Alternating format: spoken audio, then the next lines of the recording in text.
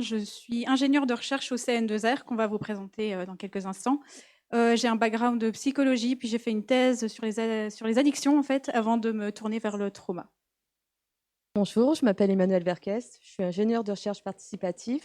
Je suis, pardon, je suis ingénieure de recherche participative, je suis référente éthique et ingénieure de formation. Et je suis au CN2R depuis maintenant 5 ans. Et on a le plaisir de vous parler d'un projet qui nous tient à cœur, qui est un programme de recherche sur les psychotraumatismes qu'on essaye de construire de façon participative. Vous verrez, à mon avis, qu'il y a moyen de faire. Enfin, c'est toujours une difficulté de passer en fin de congrès, mais vous verrez il y a moyen de faire pas mal de liens avec les concepts et les présentations précédentes. Donc, en termes de plan, on va brièvement vous parler du CN2R, pas tant pour vous présenter la structure que pour vous expliciter en fait quelle place il prend le partenariat et comment ça s'est inscrit. On va ensuite vous parler du cas de ligne de vie plus en détail. C'est là qu'on va prendre un peu plus de temps pour vous expliquer comment concrètement on conçoit le partenariat. Et ensuite, quels ont été les apprentissages pour nous et toute l'équipe en fait. Alors, je vais faire le squelette en fait de la présentation. C'est moi qui vais tenir le fil rouge et puis Emmanuelle va me compléter. Elle va pas hésiter à me couper. C'est plus stratégique parce qu'elle est beaucoup plus bavarde que moi, donc on s'est dit pour tenir le timing, on va fonctionner comme ça.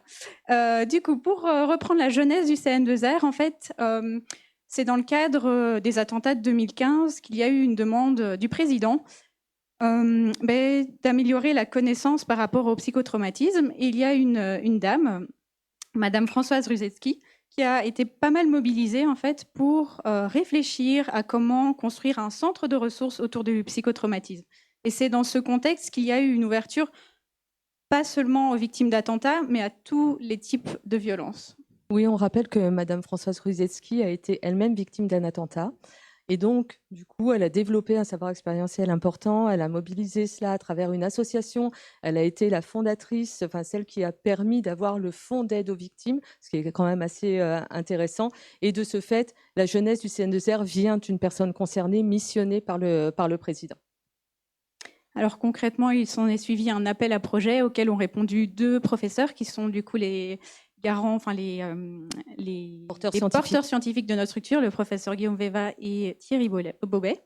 Donc le CN2R, il est né en février 2019 avec la pandémie qui a suivi, etc. Et concrètement, on se situe à Lille et on a également des bureaux au campus Condorcet à Paris. Et nous sommes un groupement d'intérêt public. Donc on a un statut un peu particulier qui fait qu'on n'est ni centre de recherche, ni centre de formation, mais on a des missions multiples qui sont d'ailleurs d'une part d'informer et de sensibiliser les différents publics au psychotrauma, d'autre part de promouvoir et de soutenir des projets de recherche. On élabore et on diffuse des outils pour les professionnels et on s'occupe aussi d'animer le réseau des centres régionaux du psychotrauma, qui sont les structures de soins qui ont été... il existait déjà des services qui se dédiaient au psychotraumatisme, mais il y a une structuration particulière à la suite de la demande du président, etc. Ce qui est important, donc, c'est qu'on n'est pas un centre de soins, on est un centre de ressources, on va dire, théoriques. Et donc, on essaye de fournir les ressources nécessaires pour garder ou retrouver un bien-être et une qualité de vie satisfaisante. Et cela s'inscrit dans une volonté d'interdisciplinarité, donc où il y a une volonté de croiser les savoirs scientifiques et expérientiels. Et en termes de financement, enfin ça se reflète en fait aussi dans notre financement parce qu'on est financé par 6 ministères ainsi que l'École nationale de la magistrature, le CNRS et les 2 structures hospitalières auxquelles sont rattachés nos porteurs scientifiques. Et on est en lien direct avec la délégation interministérielle de l'aide aux victimes.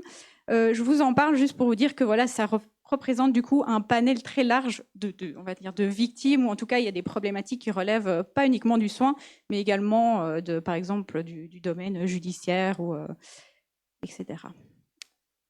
Alors, du coup, on comprend que dès le départ, il y a eu une volonté d'intégrer les personnes concernées dans les différentes actions du CN2R. On s'est vite rendu compte que c'était pas si simple. Donc, hop, on vous propose de retracer en quelques mots un petit peu quelle a été notre histoire avec le partenariat qui, voilà, finalement n'a pas été très linéaire. Et Emmanuelle pourra vous en témoigner. Alors, en fait, on a commencé par une injonction. Clairement, il y a eu une injonction au partenariat. Un des 2 porteurs scientifiques voulait du partenariat, c'était indispensable.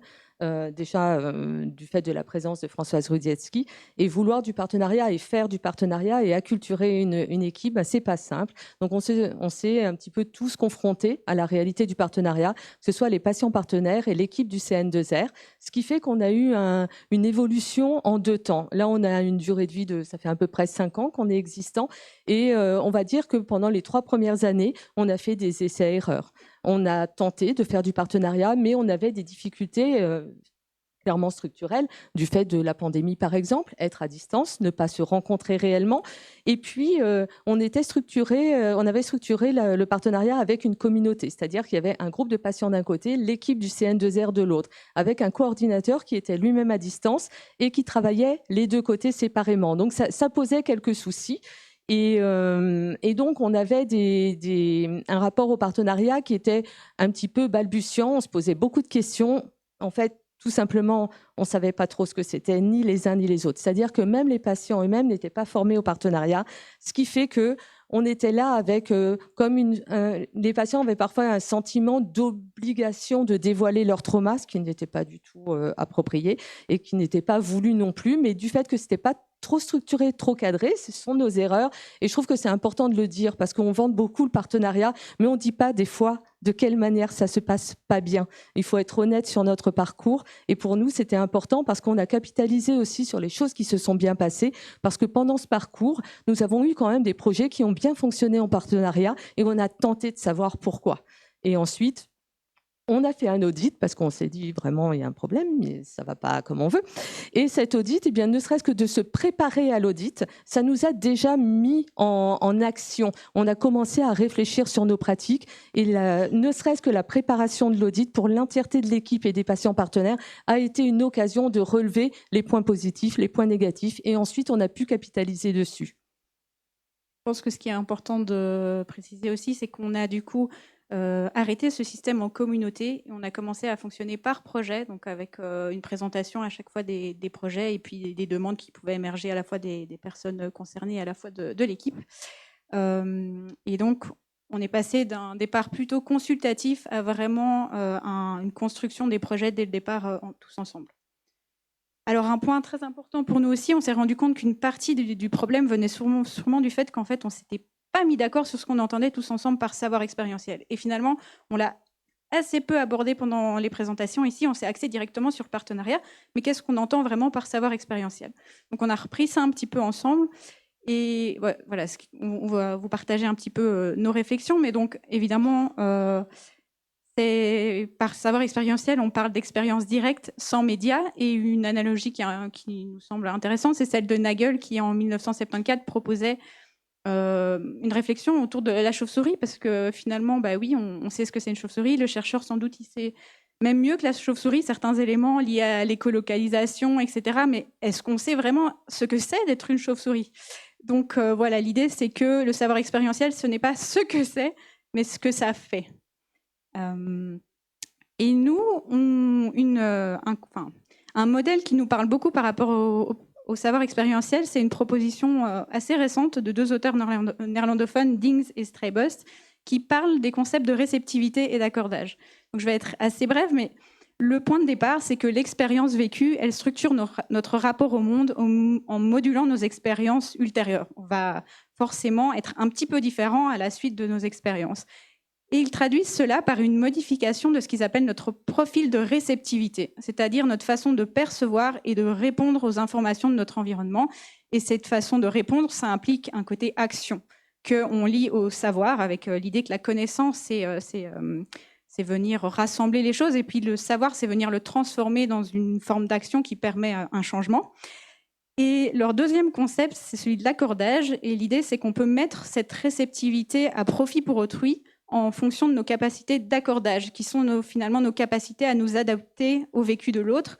Et on peut rapprocher ça à une forme de syntonie ou de synchronisation avec autrui. Et donc, dans ce contexte, on peut considérer le savoir expérientiel comme des compétences perceptuelles et agentielles qui permettent d'évoluer dans un monde, un environnement aux possibilités d'action qui sont transformées. Et voilà, ça c'est pour nous en tout cas une définition du savoir expérientiel qui nous parlait pas mal et qu'on a d'ailleurs travaillé et modélisé dans dans une future publication d'ailleurs qui est soumise pour l'instant dans l'information psychiatrique. Et je pense qu'Emmanuel prendra plaisir à vous expliquer en quelques mots, on ne rentrera pas dans le détail. Mais... Voilà, alors ici nous avons tenté d'illustrer notre article autour du savoir expérientiel. Donc pour nous, ce qui était intéressant, c'était partir de ce qu'on avait en commun, en considérant que ce qu'on a en commun est plus fort que ce qui nous sépare.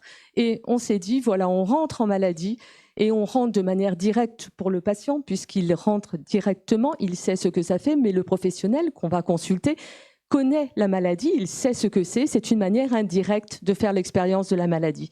À chacun, nous allons cheminer ensemble, patients et professionnels.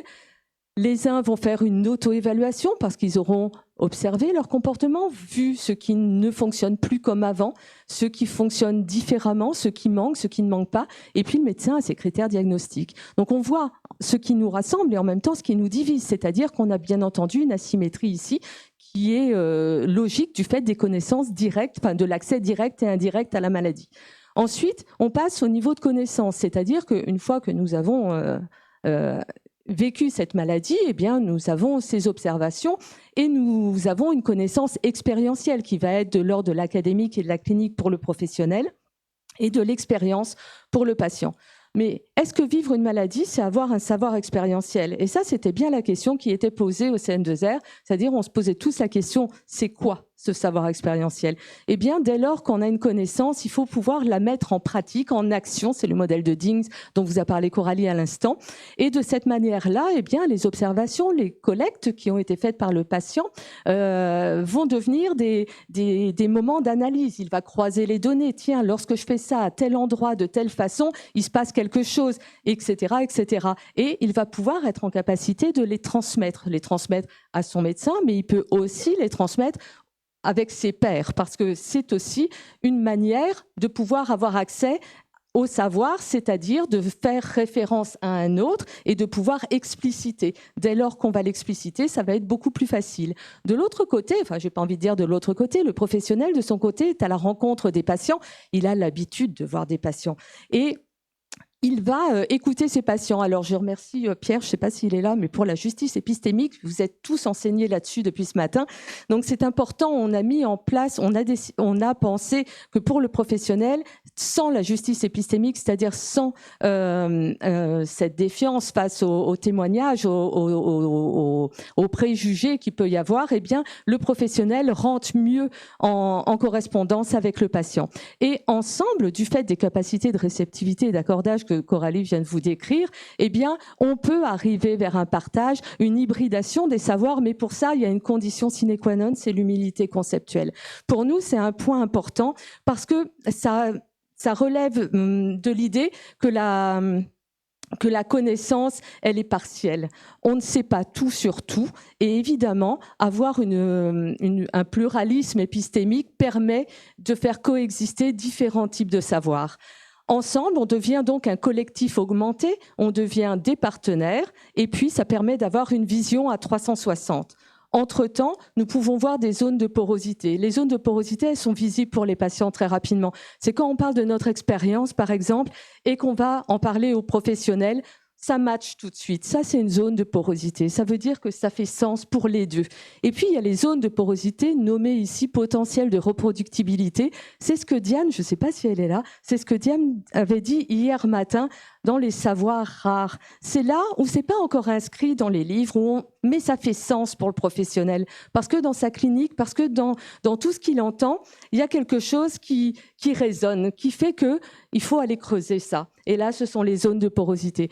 Tout cela, ça donne le partenariat et nous considérons que ça concourt elle me coupe, vous avez vu, que ça concourt au rétablissement.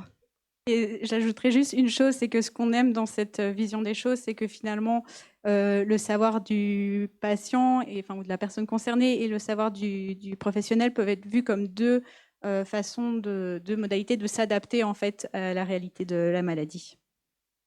Alors, on va passer à Ligne de vie. Donc, qu'est-ce que c'est Ligne de vie? C'est un programme de recherche sur les psychotraumatismes qui est basé sur une plateforme digitale. Donc, concrètement, en fait, c'est une plateforme, une web application sur laquelle il y a possibilité de mener une diversité de recherches en lien avec les psychotraumatismes. Alors, concrètement, pour vous expliquer un peu le cheminement, on a tout ce projet, il a été conçu et réfléchi avec un comité de pilotage qui comprenait dès le départ une partie de chercheurs et puis des personnes concernées également. Et comme on vous a parlé d'un avant et après, c'est venu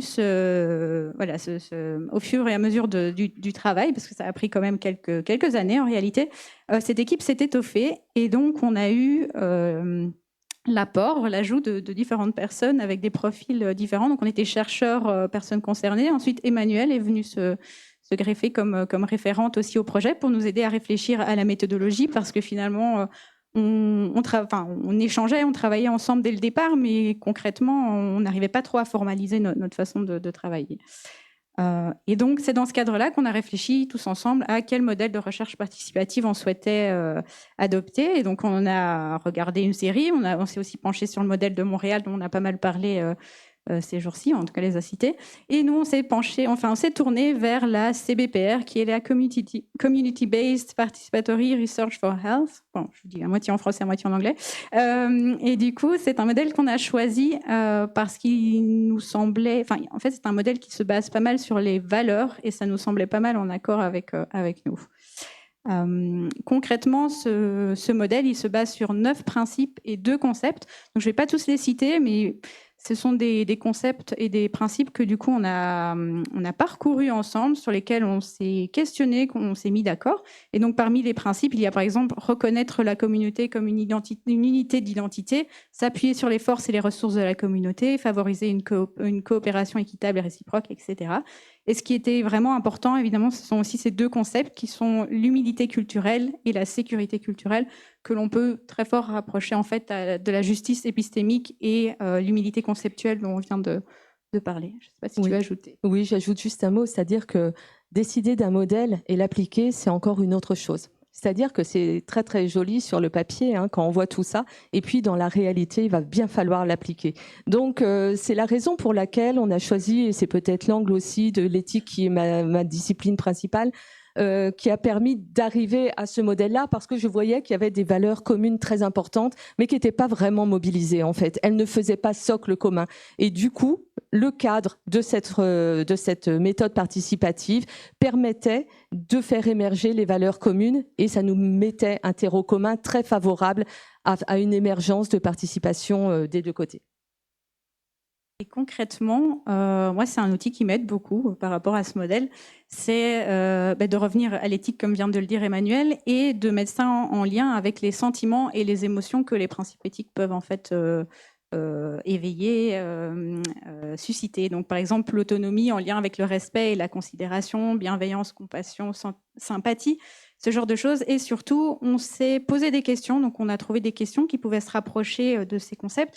Et on s'est dit, c'est des choses qu'on doit garder en tête tout au long de notre travail et pouvoir revenir dessus et se dire, est-ce que c'est OK pour moi, par exemple? Est-ce que je me suis respectée? Est-ce que je me suis sentie respectée? Et ce sont un peu des marqueurs pour tout au long du travail, à la suite d'une réunion. Est-ce que c'est OK pour moi ou non? Et puis pouvoir, on s'est mis d'accord sur le fait qu'on pouvait tous ensemble y revenir si nécessaire.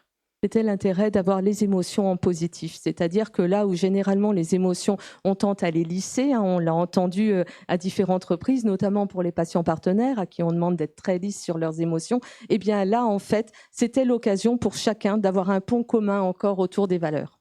Et puis même pour les chercheurs, c'est pas quelque chose sur lequel on se penche souvent, parce qu'au contraire, on est dans cette espèce de neutralité ou de tentative d'objectivité. Et donc, c'était important pour nous de considérer que ça faisait quand même partie du travail aussi. On va passer brièvement là-dessus, mais on a déjà parlé du fait qu'il y avait plusieurs niveaux d'engagement possibles dans la recherche participative. Et un point peut-être important, une petite nuance, c'est que la recherche en tant que telle peut être participative dans l'idée qu'elle est conçue ensemble, mais ensuite, il y a toute une série, concrètement, la recherche va se découper en une série de tâches, et sur ces tâches précises, parfois on va être plus dans du consultatif, parfois plus dans du collaboratif, parce qu'effectivement il y a toutes les contraintes très concrètes. On ne peut pas tous travailler en même temps. Par contre, on peut parfois faire des groupes séparés, etc. Et comme une image vaut 1000 mots, nous ça nous parle beaucoup, cette idée de juxtaposition des savoirs qui ensuite commencent à s'entremêler jusqu'à créer un ensemble dont on ne peut plus dissocier les parties en fait. Alors, on arrive à pourquoi ligne de vie. Pourquoi est-ce qu'on a voulu créer ce programme de recherche? Eh bien, on va se pencher un peu plus sur le trauma, mais c'est parce qu'il y a vraiment un manque à l'heure actuelle de données longitudinales, avec un besoin de pouvoir étudier des trajectoires dynamiques. On sait qu'il y a 4 grandes trajectoires, mais finalement, on ne comprend pas très bien quels en sont les déterminants. Une volonté pour nous, à travers le programme de recherche ici, c'était de s'intéresser aussi aux individus qui vont bien, pas uniquement aux personnes qui vont développer des troubles, mais qu'est-ce qui se passe pour les personnes qui sont exposées à un événement potentiellement traumatique, comment ensuite, qu'est-ce qu'ils mettent en place en fait, et quelles sont les éventuelles stratégies. Et on voulait aussi s'intéresser à tout type d'événements traumatiques, parce qu'il existe des cohortes sur le trauma, mais qui sont souvent liées à un événement donné, par exemple des cohortes en lien avec les attentats. Juste pour compléter, il faut ajouter que ces décisions ont été prises ensemble, c'est-à-dire que les patients ont été intégrés avant même le projet. C'est-à-dire que les patients partenaires étaient déjà dans la structure. On tient à préciser qu'ils sont salariés chez nous.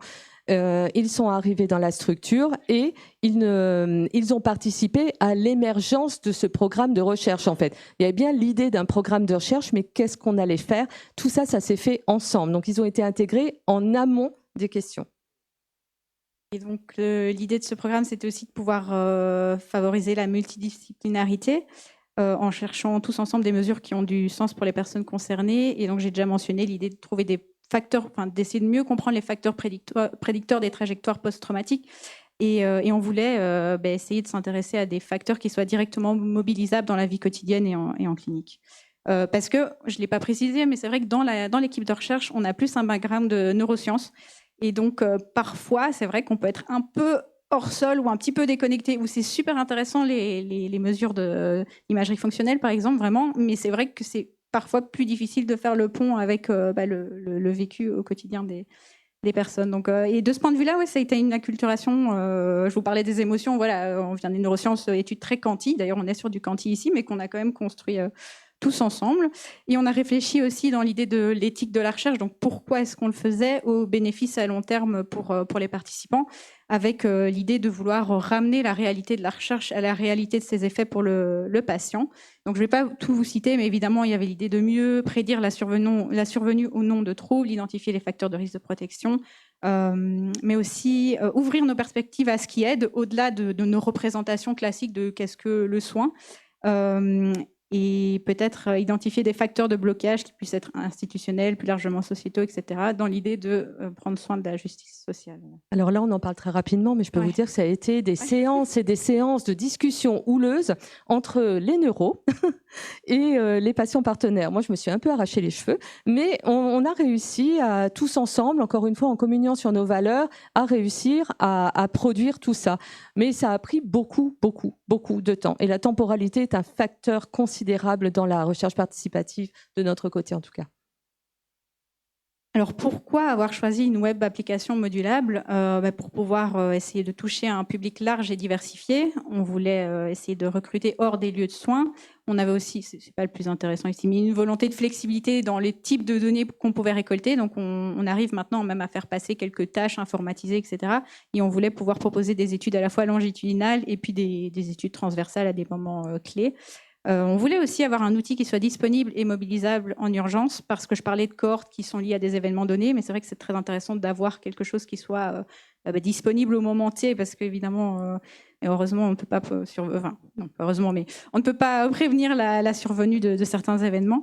Et on avait déjà une expertise au centre avec des études longitudinales précédentes. Par contre, ce choix de travailler avec une web application, ça pose un défi majeur qui est celui de penser la transition du laboratoire au numérique, parce qu'on parle ici d'une double intrusion où le numérique et la recherche s'invitent au domicile du participant. Et donc, on y était très sensible parce que ça veut dire une étude sans débriefing, alors qu'on est sur un sujet qui est quand même très sensible, celui du trauma. Et donc, comment essayer de minimiser les risques de la recherche et comment éviter une résurgence potentielle du souvenir et voilà, des personnes qui pourraient se sentir très mal derrière leur écran en train de participer à la recherche. Sans compter des soucis de confidentialité, parce que imaginez quelqu'un qui vit dans une situation familiale tendue, c'est-à-dire où le psychotrauma est lié à la cellule familiale, la personne prend son téléphone, répond à l'étude et la personne agresseur voit lorsqu'elle répond à cette étude. Il peut y avoir des conséquences extrêmement délétères. Donc pour nous, c'était un vrai challenge d'essayer de conjuguer un petit peu tout ça. Donc, on a réalisé des groupes de travail, on s'est penché sur l'éthique du consentement.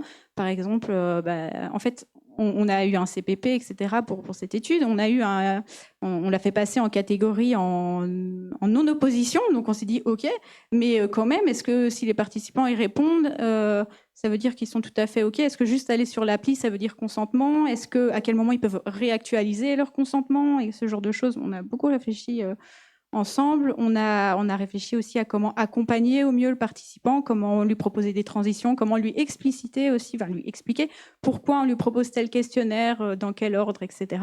Et on a eu toute une réflexion et un travail sur le design et l'ergonomie.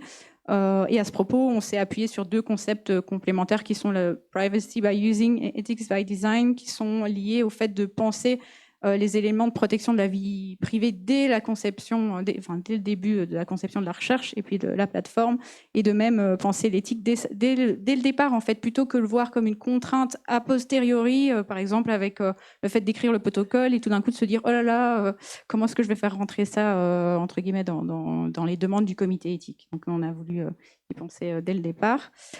Juste quelques illustrations pour vous montrer à quoi ça ressemble Ligne de vie. Donc vous avez une plateforme en ligne sur laquelle vous pouvez, j'ai passé des pages, mais vous avez une page d'introduction, puis vous pouvez créer votre profil avec votre avatar. Vous avez accès aux études avec des explications. Vous avez un petit chercheur qui apparaît pour vous dire, pour vous guider un petit peu. Ensuite, il y a le déroulé des études, etc. Et il y a aussi systématiquement un bouton SOS sur la page au cas où la personne ressentirait le besoin de demander de l'aide. Et donc, il y a des numéros d'accès, etc. Il y a également des éléments de ressources, donc tous des livres, des films, etc., des ressources sur le sujet, et puis des espaces de détente avec des pratiques de cohérence cardiaque, un jeu, différentes choses. Oui, parce que répondre à des questions sur un sujet aussi difficile qu'un psychotraumatisme d'origine généralement interpersonnelle, c'est aussi se mettre à l'épreuve soi-même. Et pour nous, il était essentiel que les participants puissent avoir des moments de respiration. Pour autant, on essayait de faire en sorte d'avoir une économie de l'attention au numérique, c'est-à-dire de ne pas passer trop de temps sur l'application de recherche non plus, de ne pas passer trop de temps à parler de tout ça. Donc en fait, on a fait un vrai travail. 5 minutes, on est cuit. Mais c'était un vrai travail de conception et qui a demandé là encore une méthodologie. On va vous en parler. Oui. On est directement dans le lien. Il y avait la question de comment est-ce qu'on aborde l'événement potentiellement traumatique en considérant l'équilibre entre le risque et les bénéfices. Quelles données étaient vraiment utiles en fait, parce que avec le trauma, il peut y avoir une volonté parfois de demander des informations dont finalement on va, dans tout type de recherche d'ailleurs, quelles sont vraiment les informations dont on a besoin pour répondre à nos hypothèses. Donc on a réfléchi à la notion de pudeur aussi. Comment est-ce que qu'est-ce que ça suscite en fait chez l'autre de poser les questions? Parce que si on était en entretien en face, en fait on serait un peu, on n'aurait pas le même rapport à la personne en face. C'est ça, que quand on lui pose un questionnaire en ligne comme ça, en fait, et moi c'est quelque chose qui m'a beaucoup questionné. Je me suis dit, mais moi j'ai l'habitude de lancer des choses comme ça sans trop me rendre compte. Enfin ça a contribué à me rapprocher entre guillemets du participant. Et là, cet espace-là est précisément à un endroit, à un moment de cette conception. C'est lorsqu'une des chercheuses a dit « Moi, je veux absolument que les participants décrivent ce qu'ils ont vécu. » Et là, je peux vous dire que tous les patients partenaires se sont levés d'un coup et ont dit « Non ». Et après un gros échange de « Oui, non ». Oui, non, on a fini par savoir, mais pourquoi tu veux ça en fait? Et lorsqu'elle nous a dit pourquoi, pour voir si ça rentrait dans la catégorie A, je crois, du critère A du DSM, eh bien, on a réussi à se convaincre ensemble, à se dire, OK, tu veux tes données, puis nous, on veut pas te les donner comme ça, parce que ça va être trop dommageable en fait. Donc, on va faire autrement. Donc, ça veut dire modifier des questionnaires. Oui, je vais passer un peu rapidement dessus, mais donc c'est vrai que en tant que chercheur, moi, les questionnaires, c'est quelque chose qui est standardisé, qu'on ne touche pas, et donc j'aurais jamais pensé à commencer à y toucher. Oui, c'est vrai. Au départ, on était un petit peu réticents côté recherche, en se disant mais non, mais ça va fausser les résultats, etc. Et puis la réflexion, elle a évolué, et en fait, on a Oui, je vais pas tout décrire, mais en fait, il y a eu tout un travail des questionnaires par les personnes. Oui, en fait, c'était très simple. C'est-à-dire, on s'est dit, bah, écoute, il n'y a pas de problème. On peut répondre à des questionnaires mal traduits, redondants, etc. Mais tu vas perdre la moitié de tes patients en cours de route, tes participants. Et puis, ils vont pas avoir des vraies données. Tes données vont pas être authentiques. Donc, nous, il nous importait d'avoir un soin aux participants. Et du coup, parce que les participants étaient des potentiels patients, voilà, qui avaient vécu des choses potentiellement traumatiques. Et pour nous, il était important d'apporter un soin. Et donc, du coup, on s'est confrontés. Puis, on a réussi quand même à obtenir un dialogue efficace. On a travaillé ensemble, on a modifié des questionnaires, mais on n'a pas modifié la psychométrie.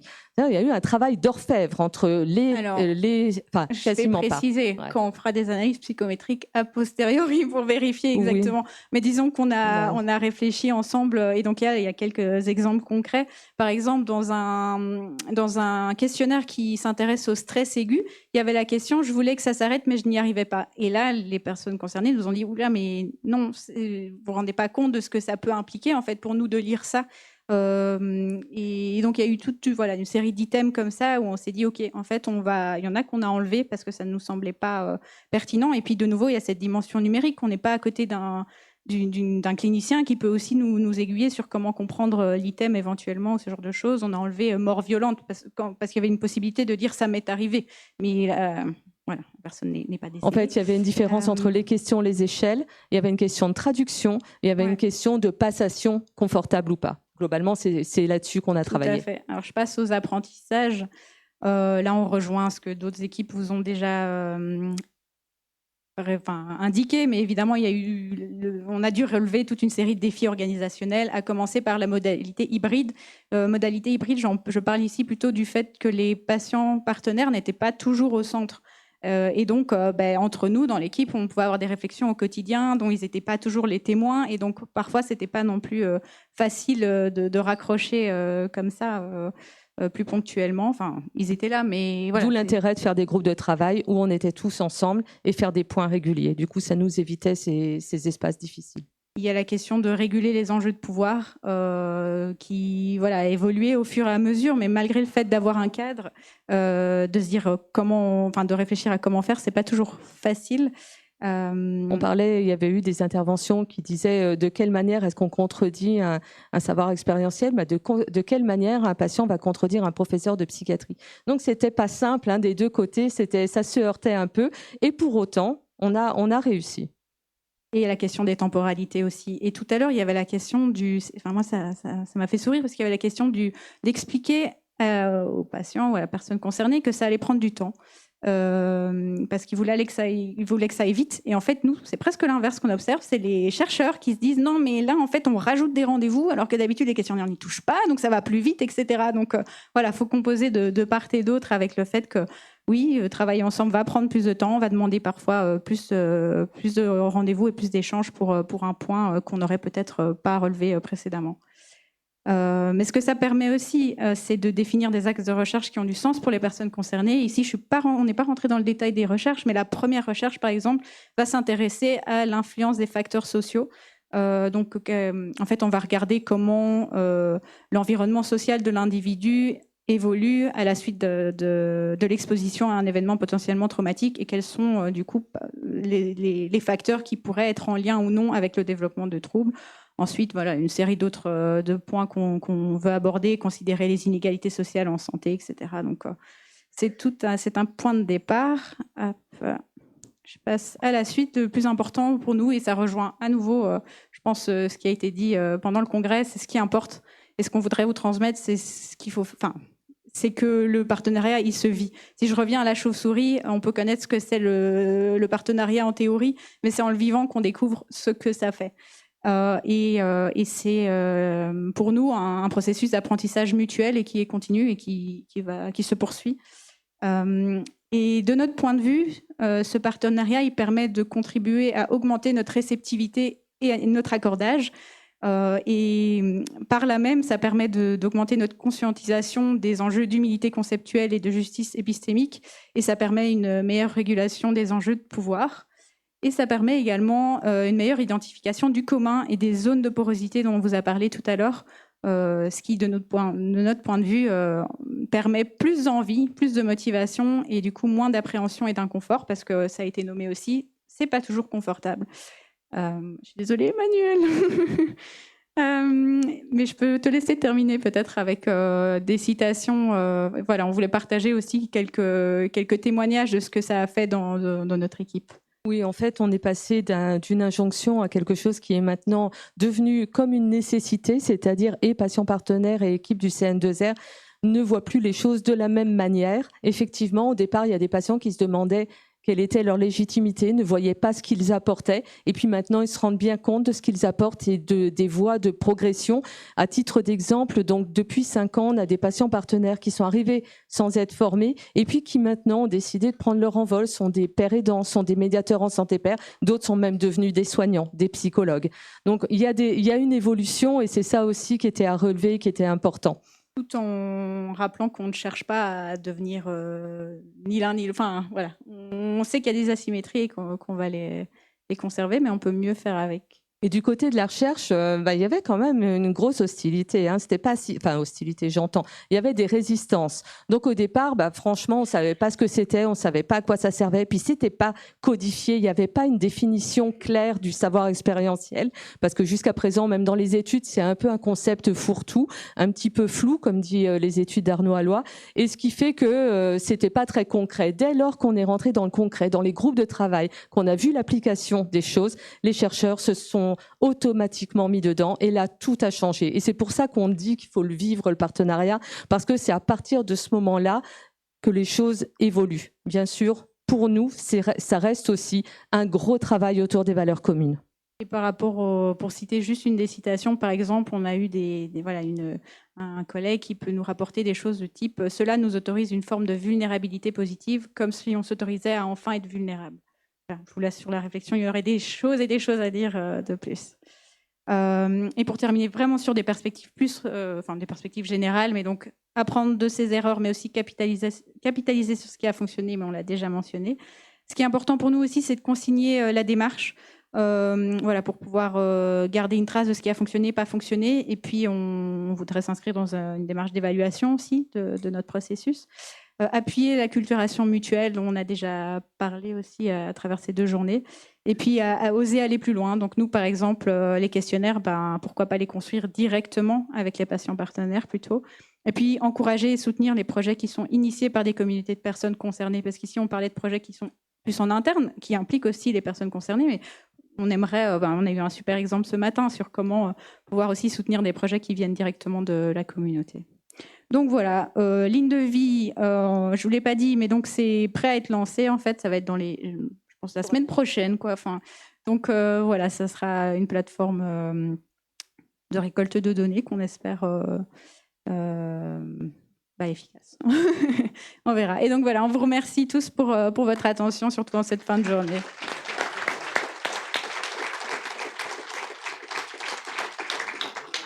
Merci beaucoup. On a le temps pour 1 ou 2 questions quand même. Oui, oui, on va le prendre.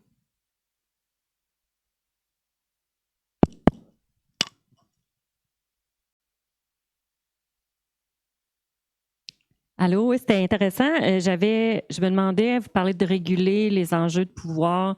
De quelle façon ça se fait? Tu sais, comme quand il y a des luttes de pouvoir, quand il y a des enjeux de pouvoir, puis tout ça, de quelle façon c'est déconstruit ou de quelle façon? Parce que dans l'expérience que j'ai, souvent, les gens qui sont un peu victimes de ces luttes de pouvoir-là vont partir, puis c'est les gens en pouvoir qui vont rester. Est-ce qu'il y a une façon de protéger un peu les gens, tu sais, qui dans ces genres de relations-là où, tu sais... Déjà, pour nous, il a été très clair de dire que les lieux de pouvoir existent et on ne va pas faire sans non plus. Parce qu'à un moment, il va bien y avoir des décisions qui vont être prises par les gens qui sont au pouvoir. On ne va pas pouvoir y échapper. Donc, au lieu de vouloir gommer ça, c'est comme vouloir gommer les asymétries. On a dit comment est-ce qu'on fait avec? Et en fait, on s'est rendu compte que plus on passait de temps ensemble, plus on travaillait ensemble, plus on voyait la plus-value de ce qu'on faisait et plus les enjeux de pouvoir se gommaient. Et ça, c'était assez intéressant de voir que la fréquence, l'acculturation, la rencontre dont dont il a été question hier matin en introduction était essentielle. Mais cette rencontre doit être perpétuelle et doit se perpétuer sur le long terme. C'est-à-dire que si on se rencontre au début et puis après on se voit plus, eh bien les enjeux de pouvoir, ça va être toujours je donne une décision sanction. Là, on a pu discuter de choses très particulières. Par exemple, à un moment, il était question d'un questionnaire et sur ce questionnaire, on demandait aux participants de quelle manière est-ce que les gens ont bien ou mal reçu le dévoilement de votre psychotrauma. Puis les patients partenaires ont dit oui, c'est bien ça, super, mais ça dépend comment on le dit. Et en fait, il existe un questionnaire sur comment les gens disent les choses. Et donc, on s'est dit, on va rajouter ça au CPP, ce sera intéressant. Et puis, finalement, on a eu un timing serré. On n'a pas pu le faire. Mais pour autant, on s'est dit, pour la prochaine étude, on va pouvoir le faire. Donc, on ne s'est pas arrêté sur ce qui pourrait être apparemment quelque chose qui n'a pas eu lieu, mais c'est quelque chose qu'on garde pour la prochaine étude et qui va nous permettre de mieux construire les prochaines études. On a considéré qu'on était dans une phase un peu, je me rattrape, dans une phase un peu test pour cette première construction et du coup, on capitalise pour le reste. Moi, j'allais juste ajouter que ce que je pense qui est important aussi, notre façon de fonctionner, c'est de jamais avoir une personne concernée seule aussi. Ils sont toujours à plusieurs sur les projets. Et puis, tu joues un rôle quand même capital. Déjà, nous, on fonctionne pas mal en binôme. Et s'il y a les personnes savent que déjà, ils peuvent se tourner vers nous s'il y a des inconforts, des choses qui leur posent question. On avait vu aussi ces questions des valeurs. Et franchement, c'est tous ensemble avec les 2 grands professeurs de psychiatrie, etc., qu'on s'est posé là-dessus et qu'on s'est dit, on peut revenir, on peut se dire si je suis pas à l'aise, etc. Donc ça a quand même créé un lien de confiance aussi, même si évidemment parfois, et on en parlait aussi ce matin, on reproduit des logiques de hiérarchie qu'il y a dans tous les milieux et entre moi et le grand professeur. Enfin voilà, il y a toujours. Donc je pense qu'il y a aussi cette question de se rassurer sur le fait que, se rassurer. En tout cas, se dire qu'on peut en discuter ensemble et qu'on... Oui, ça a été dit ce matin, même en interdisciplinarité entre chercheurs, il y a déjà certaines problématiques. Ici, c'est la même chose, mais j'ajouterais la stigmatisation. Là, c'est quand même quelque chose qui est en plus. Entre chercheurs, il y a un niveau, on va dire, de doctoral, par exemple, équivalent. Il y a un commun. Là, c'est pas obligatoirement le cas, c'est même rarement le cas. Et il y a ce côté de stigmatisation. Donc ça, c'est quand même pas simple à déjouer. Mais pour autant, ici, on s'est appuyé aussi sur des modalités de travail, c'est-à-dire ne pas travailler en grand groupe, être en capacité de travailler en petits groupes et multiplier les efforts, en fait. Donc, du temps, une architecture particulière, un travail sur les valeurs approfondi. Et puis, c'est toujours l'humain. Et on a la chance de travailler avec des collègues et des psychiatres et des médecins très, très humains, je veux dire. Une autre question, Benjamin? Alors, c'était pas forcément une question, plutôt une critique. Non.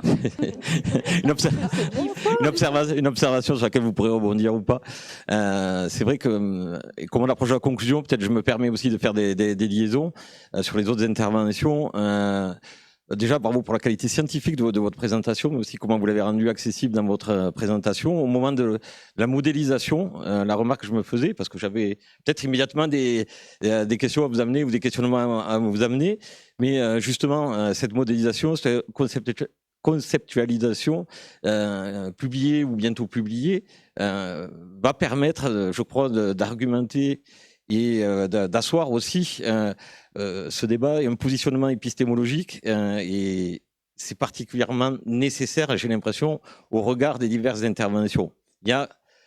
On a parlé d'ombrage, il y a quand même ce niveau d'invisibilité qui est à certains endroits et on a besoin, je crois, beaucoup de ces travaux aujourd'hui pour continuer, peut-être sous la forme du militantisme, peut-être, mais d'aller le travailler et merci pour ça, c'est important. Je crois que ce niveau de reconnaissance, il a plusieurs niveaux. De façon plus informelle, au moment du repas à table, on a parlé des grandes difficultés aussi. Aller l'imposer, ces travaux-là. Et des difficultés dont on voit aussi les inégalités territoriales. Vous entendez mon accent, c'est l'accent du sud de la France, de la ruralité. On est très loin de ces dispositifs. Et c'est juste pour souligner le delta qu'il peut y avoir des fois entre ce magnifique congrès des réalités de terrain et tout ce qui nous reste à accomplir ensemble. Mais je crois que la thématique de cette année, elle avait une très grande valeur et je crois qu'elle aura une grande utilité sociale à l'avenir. Je vous laisse renchérir. Alors, la modélisation, elle s'est faite dans l'écriture de cet article. Effectivement, cette écriture d'article est arrivée parce qu'il y a une proposition qui nous a été faite, bien entendu, mais ça tombait pile dans notre questionnement. C'était quoi le savoir expérientiel réellement? Comment ça se produit? Comment est-ce qu'on peut modéliser tout ça? Comment est-ce que c'est plus clair pour les uns, pour les autres? Le concept de réceptivité, d'accordage n'est pas toujours très simple. On a vraiment survolé là le modèle. On pourrait vraiment en parler pendant 1 heure sans problème.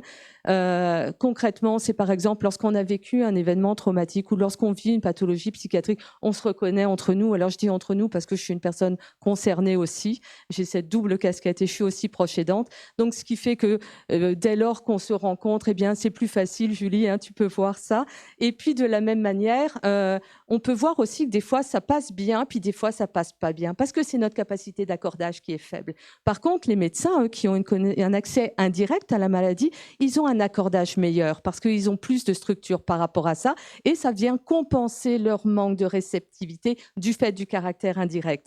J'en profite pour replacer un peu sur le sujet, mais parce que c'est important aussi de bien comprendre ce schéma et pour ça, il faudrait vraiment une explication. Peut-être on fera un tuto avec. Et je pense qu'aussi, ce qui est important, c'est qu'on l'a construit, c'est vraiment arrivé à la fin, on a écrit l'article et toute une partie de l'article est vraiment basée sur un petit peu une approche phénoménologique de quel a été le cheminement pour Emmanuel, pour nos autres patients partenaires, de comment est-ce que j'ai, moi, compris la façon dont dont mon vécu s'est formalisé progressivement en un savoir expérientiel. En fait, on a repris ça et puis on s'est dit que ça formait un tout qu'on pouvait peut-être formaliser de façon cohérente. Donc, Exactement. Puis ne pas oublier qu'avant d'être, entre guillemets, le bon patient, eh bien, on a été aussi un patient en détresse. Et il y a 15-20 ans, on n'aurait peut-être jamais pensé que je serais là aujourd'hui pour faire ça. Donc ça, je pense que c'est important aussi de se dire que le patient qu'on a en face de soi, on ne sait pas son futur. Ce qu'on sait de la maladie, c'est pas ce qu'on sait de son avenir. Et ça, c'est un moment d'humilité important à partager ensemble. Et c'est aussi ce qui se retrouve sur l'humilité conceptuelle. Un grand merci à vous deux pour cette présentation.